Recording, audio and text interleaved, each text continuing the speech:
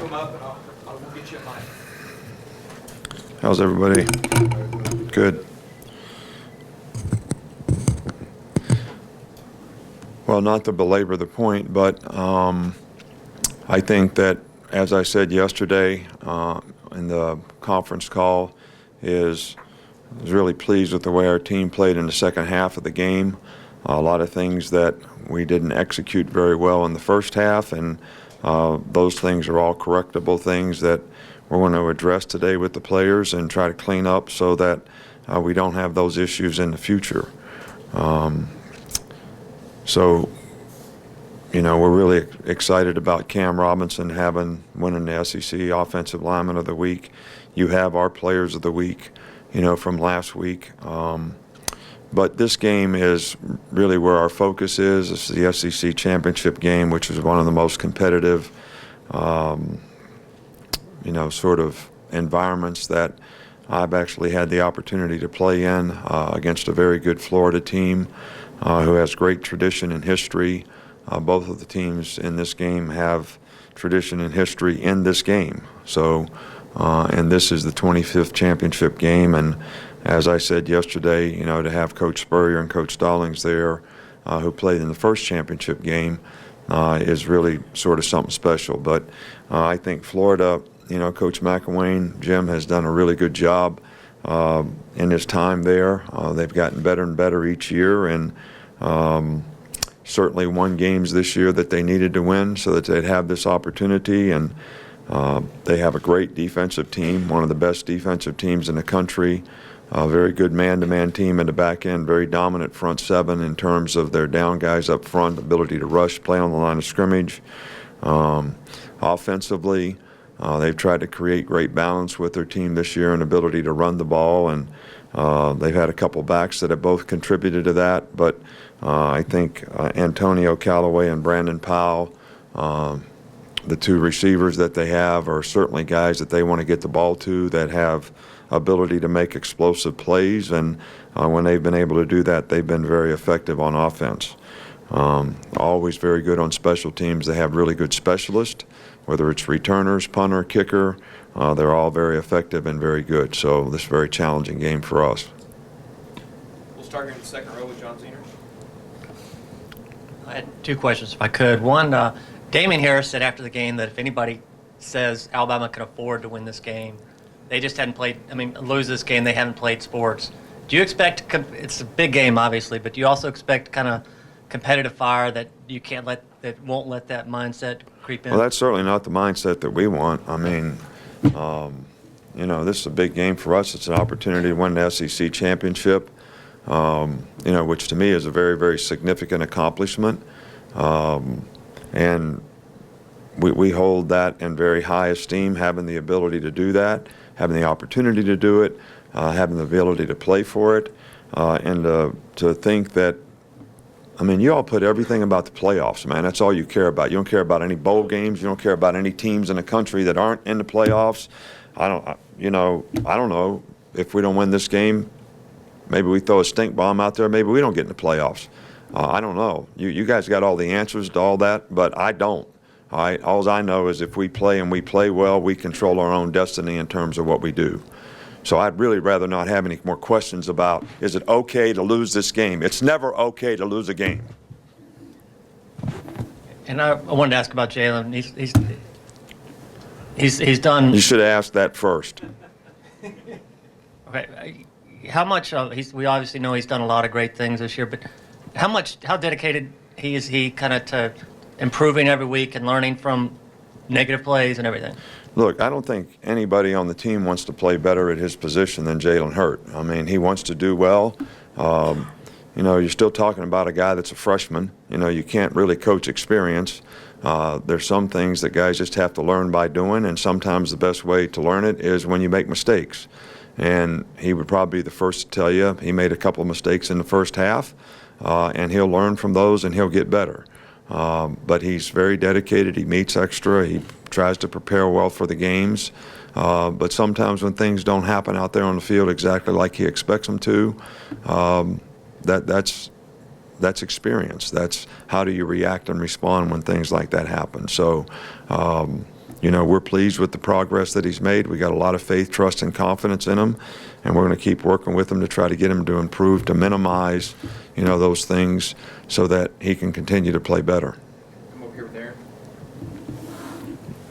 Auburn matched up Carl Lawson a lot on Jonah Williams. He shut him out. I just wonder what you thought of his play this year. He seems to have played beyond his years.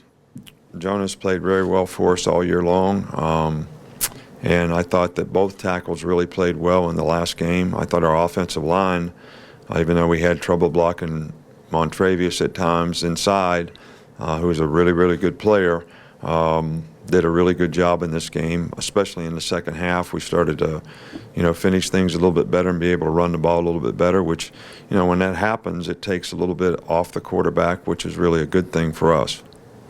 Back with Cecil. Coach, you had to adjust the secondary on the fly when Tony was ejected from the game. How did the guys respond? How did you sort of do that? And could you talk about some of the younger players back there's development? Well, when Tony went out, we moved Minka back in, and Hootie's the next guy up at safety, who's played a lot,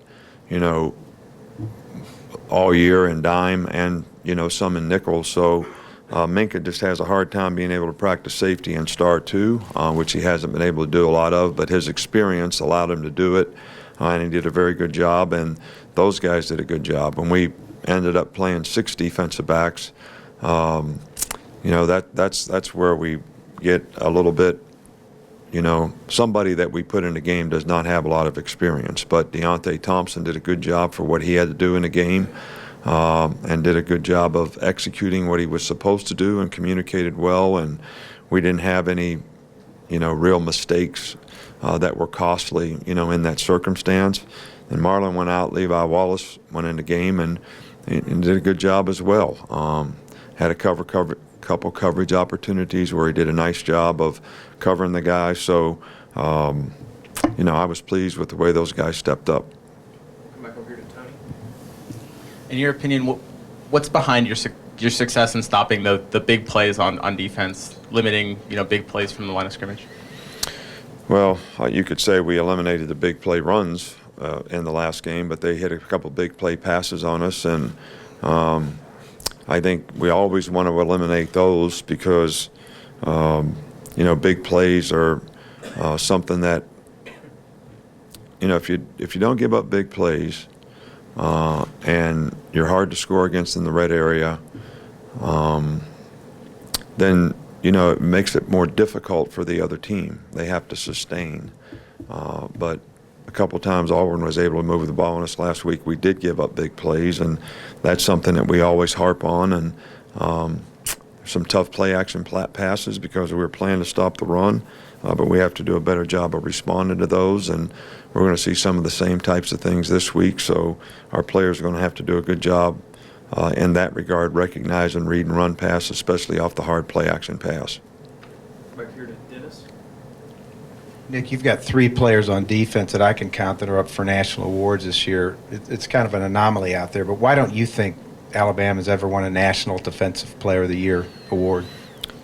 I really can't answer that. I haven't given a lot of thought. I really can't answer it. We've had some really good defensive players here that I think we had somebody win the Butkus, but I think we have some very deserving guys on our team that have been very productive, and they've been really good team players this year, whether it's, Jonathan Allen, Reuben Foster, Brian Anderson. I mean, all those guys have played extremely well for us and they've had great production. Hard for me to compare their performance to other players because I don't see them play all the time. But I know those guys have done as much for our team as just about anyone could expect. And I think whether it's recognizing awards or whatever it is, that's pretty much all you can expect from a guy. Do you feel like a parent who is asked to choose their favorite child? It's like, I love all of them equally. If somebody asked you who your best player is, you'd be hard-pressed, I guess. Well, it was kind of hard-pressed for me to just say those 3 guys, based on what some of the other guys have done to contribute as well. So I think we take a lot of pride here in playing team defense, and I think that our guys do not take chances and do things to try to make plays that actually can give up plays. And I think that all of them have quite a bit of respect for each other, and I certainly feel the same way about that. And as a coach, you just want to try to give them the best opportunity to put them in the best position so they can make plays and have production, and hopefully, that'll be the case moving forward. Up front here with Wayne. Coach, Sean Dion is second on the team in tackles. Did you expect him to have this kind of season going in? We have a lot of confidence in Sean Dion Hamilton. He's a good player. He's very instinctive. He's one of those guys you can certainly depend on to make the right choice, the right decision, be in the right place relative to what his responsibility is. And it's not surprising to me that he's had the production that he's had. You guys always ask me these expectation questions. I don't really have expectations. I don't go into the year thinking, well, if this guy makes this many tackles, those are results.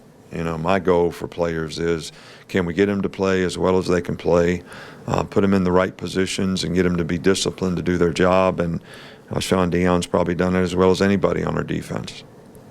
Right here with Mark. I just want to ask what you've seen from Florida's secondary, in particular their two corners in Tabor and Wilson. Well, they're very good. Their entire defense is very good, but their two corners, they play a lot of man-to-man, and those guys have done a really good job of shutting people, down and limiting options that you have. And but they have, good players at safety, and they do a good job of rushing.